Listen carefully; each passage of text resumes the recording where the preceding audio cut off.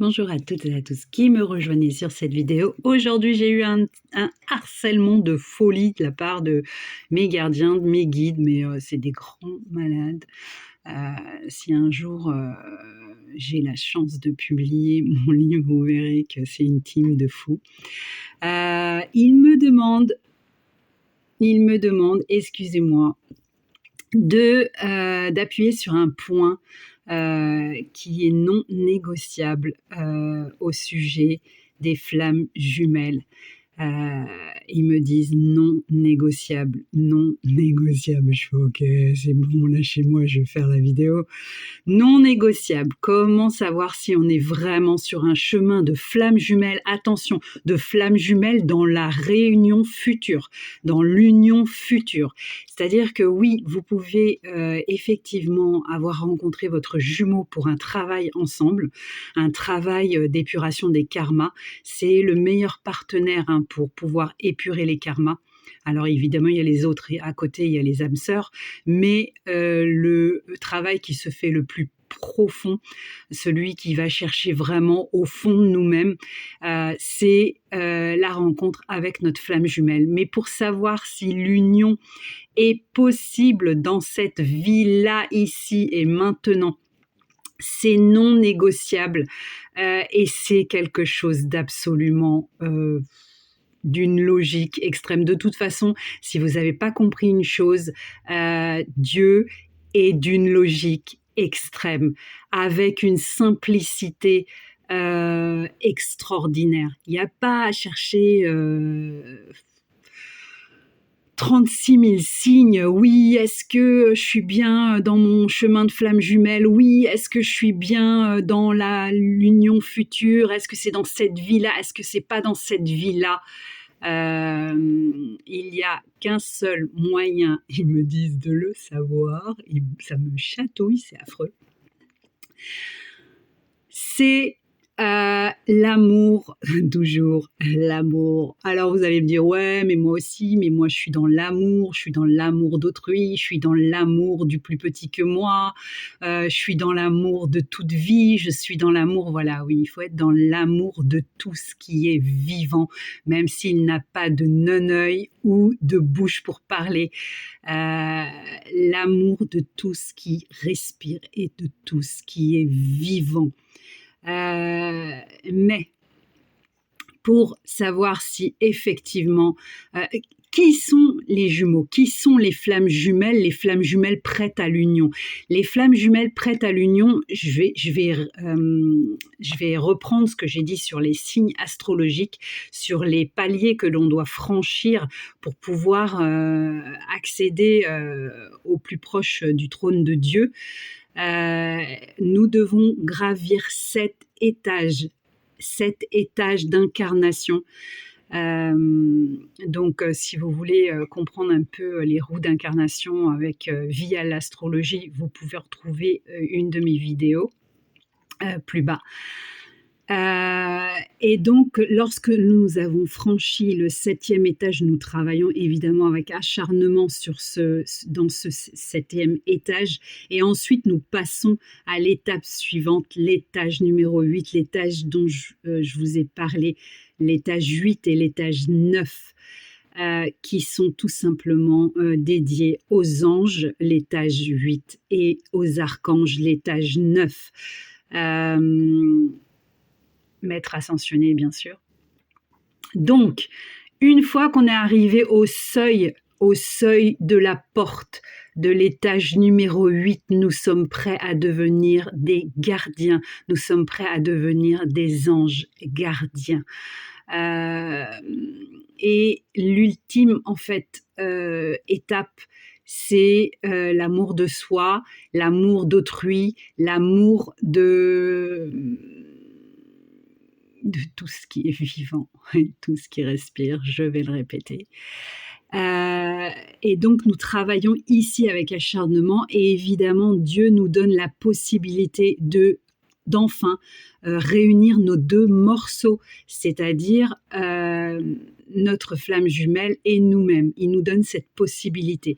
Évidemment, il y a un gros travail à faire, hein, comme vous le savez sûrement. Il y a beaucoup de colère, beaucoup d'amour, tout se mélange dans cette histoire jusqu'à l'union, ou il y en a qui l'appellent la réunion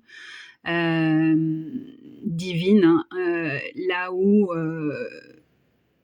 l'âme de l'éveillé est serein, et l'âme de l'éveillé a lâché prise, s'en remet à Dieu en fait, hein, s'en remet à Dieu, a confiance en Dieu, a foi en Dieu. Mais il y a une seule et unique façon de savoir si l'on est bien sur le chemin de la réunion, ce sont les enfants. Bien évidemment, j'ai des frissons partout parce que les enfants, si vous n'avez pas compris que les enfants sont les plus beaux joyaux de Dieu, parce qu'ils ne sont pas encore façonnés par la société, ils ne sont pas encore atteints par les croyances limitantes que nous leur inculquons. Les enfants, si vous n'êtes pas dans un amour total, si vous n'êtes pas complètement gaga devant un enfant qui vous raconte une histoire ou qui vous montre une fleur ou qui vous fait rire, même si par moments il ne vous écoute pas, vous n'êtes pas sur le chemin de la réunion. Et ils me le disent chaque jour. Le chemin de la réunion se fait par les enfants. Et je ne comprenais pas ce qu'ils voulaient dire. Aimer les enfants, être dans une admiration pour les enfants, sans bien sûr être dans l'enfant vous mène par le bout du nez, ça non.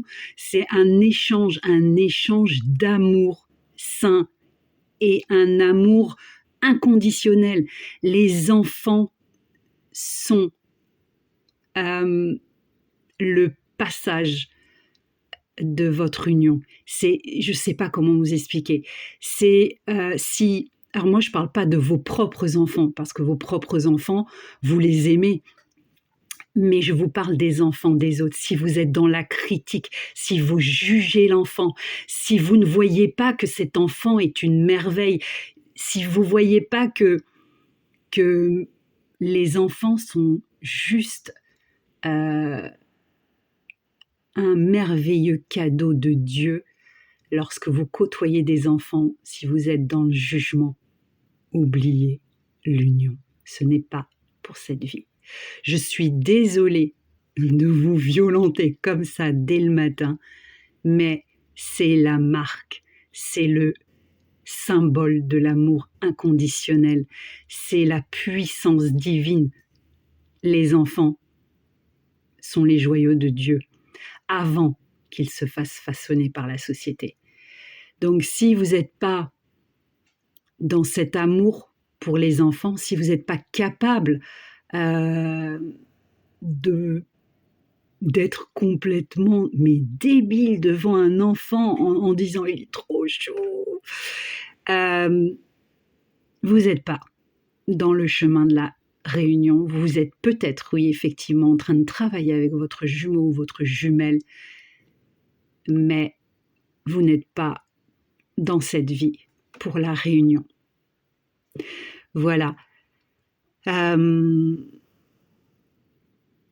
Il faut comprendre que les enfants, ce que nous avons été, sont uniques, sont des âmes extraordinaires. Ils vous apprennent tellement de choses, et ils sont dans l'honnêteté la plus totale. Moi, j'ai un petit garçon, je travaille dans une cantine, j'ai un petit garçon qui s'appelle Maxime. Ce petit garçon est juste merveilleux. Il m'apprend en fait chaque jour l'éblouissement devant les merveilles que Dieu a créées, notamment les fleurs. Il est passionné des fleurs et ses yeux brillent lorsqu'il regarde une fleur. Il se penche, il sent la fleur Et il me regarde avec des yeux brillants et il dit à ses camarades: «Elle sent très bon et elle est très belle».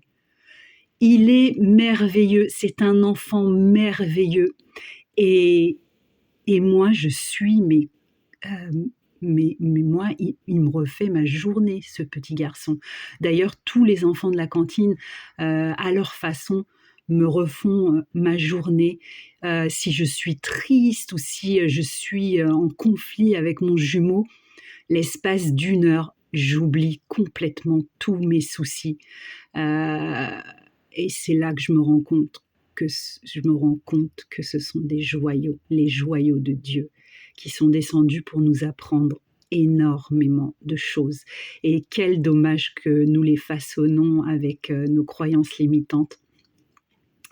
Quel dommage, qu'on ne reste pas, des enfants. Je vous embrasse, je vous dis à très bientôt et passez une excellente journée.